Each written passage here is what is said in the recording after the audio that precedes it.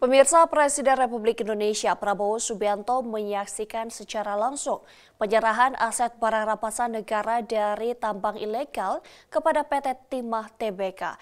Momen bersejarah ini menandai komitmen pemerintah dalam menegakkan hukum dan menyelamatkan kekayaan negara.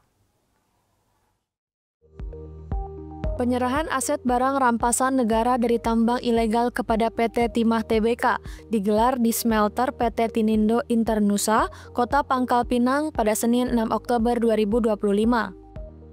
Momen bersejarah ini menandai komitmen pemerintah dalam penegakan hukum dan penyelamatan kekayaan negara. Presiden Prabowo Subianto hadir dan menyaksikan langsung penyerahan aset barang rampasan negara tersebut. Proses penyerahan dilakukan secara berjenjang, dimulai dari Jaksa Agung kepada Wakil Menteri Keuangan, dilanjutkan dari Wakil Menteri Keuangan kepada CEO Danantara, dan terakhir dari CEO Danantara kepada Direktur Utama PT Timah Tbk. Kegiatan ini menjadi bagian dari langkah strategis pemerintah untuk memulihkan kerugian negara akibat praktik tambang ilegal yang terjadi di kawasan pertambangan timah. Dalam keterangannya usai acara, Presiden Prabowo Subianto menyampaikan bahwa penyerahan aset ini adalah bukti keseriusan pemerintah, terutama dalam menegakkan hukum dan melindungi sumber daya alam milik negara. Tadi bersama-sama kita menyaksikan penyerahan rampasan negara dari illegal mining, tambang tanpa izin di kawasan PT Timah,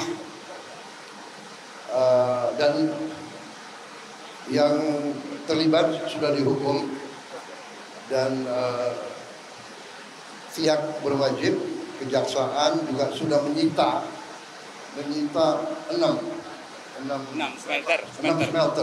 smelter, dan di tempat-tempat smelter itu sebagaimana kita lihat sudah ada tumpukan tanah jarang dan juga inggot-inggot timah. Nilainya dari 6 smelter dan barang-barang yang disita mendekati 6 sampai 7 triliun. Tapi tanah jarang yang belum diurai mungkin nilainya lebih besar, sangat besar. 1 ton itu bisa ratusan ribu dolar ya. $2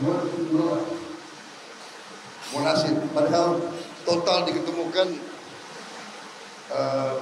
limbahnya mendekati 40.000 ton. Kita bisa bayangkan kerugian negara dan total ya, potensi kurang 300 T.